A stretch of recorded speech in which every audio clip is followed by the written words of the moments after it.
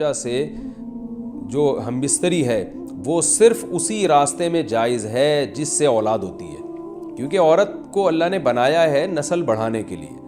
تو کوئی بھی ایسا ہم بستری کا طریقہ اختیار کرنا جو نسل بڑھانے کا ذریعہ نہ ہو، یعنی وہ نیچرل نہ ہو، تو وہ حرام ہے. تو اس میں اللہ نے یہ حکم دے دیا. تو اس سے صاف یعنی حدیث سے بھی پتہ چلتا ہے. اور کا صحیح طریقہ جی اس ویڈیو اس بیان میں مفتی طارق مسعود صاحب بتائیں گے. چلے چلتے ہیں، میرے چھوٹے سے ویڈیو دیکھ لیں، باقی باتیں بعد میں کریں گے. ویڈیو کو لائک کریں، شیئر کریں، سبسکرائب کریں. لیٹس پلے. نساؤکم حرث لکم، تمہاری جو ازواج ہیں، تمہاری جو بیویاں ہیں، وہ تمہارے لیے بمنزلہ کھیت ہیں.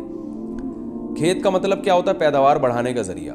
تو اس میں سب سے پہلا مسئلہ تو قرآن نے یہ بیان کر دیا کہ زوجہ سے جو ہم بستری ہے وہ صرف اسی راستے میں جائز ہے جس سے اولاد ہوتی ہے، کیونکہ عورت کو اللہ نے بنایا ہے نسل بڑھانے کے لیے.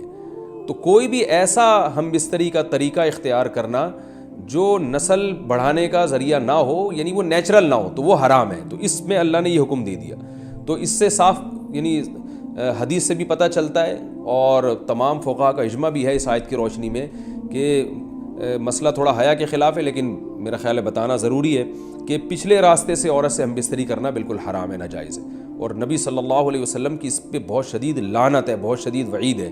تو یہ بالکل اللیگل ہے اسلام میں کہ عورت کے پچھلے راستے سے اس سے ہم بستری کی جائے. جو لوگ لڑکوں سے بدفعلی کے عادی ہوتے ہیں ان کو یہ ایک چسکا لگ جاتا ہے، تو یہ حرام ہے، ناجائز ہے، کیونکہ اللہ نے بتا دیا کہ یہ تمہارے لیے بمنزلہ کھیت کے ہیں. تو اس میں قرآن نے وہ جو سوال تھا نا اس کی طرف اشارتاً جواب دے دیا، اور آگے فرمایا فاتو حرثکم، تم اپنے کھیت کے پاس آؤ، یعنی پیداوار بڑھانے کا جو ذریعہ ہے اس جگہ کی طرف آؤ، انا شئتم، جیسے چاہو. یعنی باقی جس طرح سے تم چاہو زوجہ سے ہم بستری کر سکتے ہو، اس میں کوئی خاص طریقہ متعین نہیں ہے. میاں بیوی کا ایک دوسرے سے کوئی پردہ نہیں ہے. ہن لباس لکم وانتم لباس لہن، یہ دونوں ایک دوسرے کے لیے لباس ہیں. تو اس میں طریقہ کار کوئی بھی ہو سکتا ہے، کسی بھی طرح سے کرنا چاہو ایک دوسرے سے لطف اندوز ہو سکتے ہو. لیکن فاتو حرثکم، آنا موضع حرث میں ہے.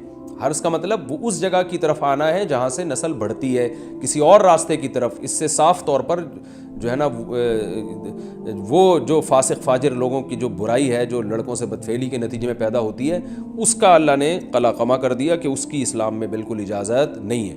باقی طریقہ کار کیا ہوگا یہ تمہارے اوپر، اس کی اللہ نے تمہیں اجازت دی ہے. وَقَدِّمُوا لِأَنفُسِكُمْ، اور چونکہ بار بار حرث کا تذکرہ ہو رہا ہے کہ نسل بڑھانے کا، تو اس لیے اللہ نے فرمایا کہ قدموا لانفسکم، اپنی ذات کے لیے فیوچر میں انتظام کرو. قدموا کا مطلب آگے بھیجو اپنی ذات کے لیے سرمایہ.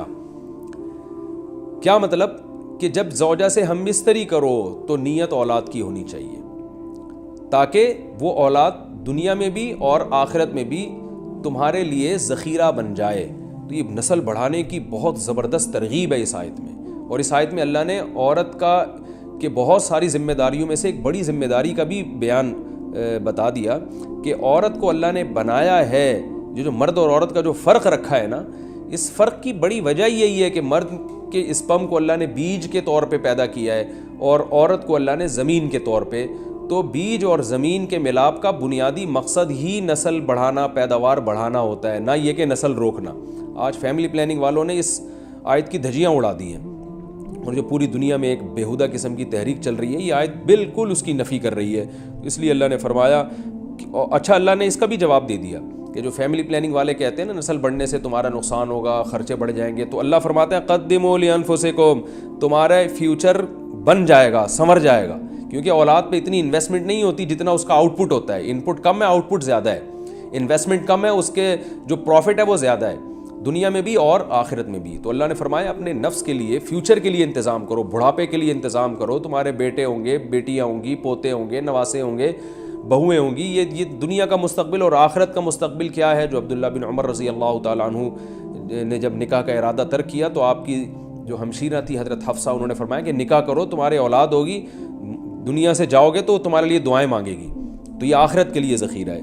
تو اس لیے اللہ نے فرمایا کہ آخرت کے لیے ذخیرہ کرو. واتقوا اللہ، اور اللہ سے ڈرو. واعلموا انکم ملاقوہ، اور جان لو کہ تم نے ایک دن اللہ سے ملاقات کرنی ہے. تو جتنے حکام اللہ نے تمہیں اس آیت میں دیے ہیں ان تمام حکام کو تم نے فالو کرنا ہے. وبشر المؤمنین، اور ایمان والوں کو خوشخبری سنا. جیسا کہ آپ نے مفتی صاحب کا بیان سنا ہے، ہم سب بتا رہے ہیں عورت کے ساتھ ہم بستری کرنے کا صحیح طریقہ یہی ہے جہاں سے اولاد پیدا ہو۔ آج کل لوگ لڑکوں کے ساتھ کر کے فحاشیت کر کے اس طرح کی چیزوں کے عادی بن چکے ہیں۔ بہتر ہے کہ آپ عورت کو وہاں سے ہم بستری کریں جہاں سے اولاد پیدا ہوتی ہے۔ جو لوگ عورت کو پچھلے حصے سے استعمال کرتے ہیں، ہمارے پیارے نبی صلی اللہ علیہ وسلم نے اس پہ لعنت بھیجی ہے اور یہ حرام ہے۔ آپ عورت کو وہاں سے استعمال کریں جہاں سے آپ کی اولاد پیدا ہونی ہے، اور یہ سوچ کے اپنی عورت سے بستری کریں کہ اللہ تعالیٰ ہمیں نیک اور اولاد عطا فرمائے۔ یہ آپ کے لیے آخرت کا باعث ثواب بنے گا۔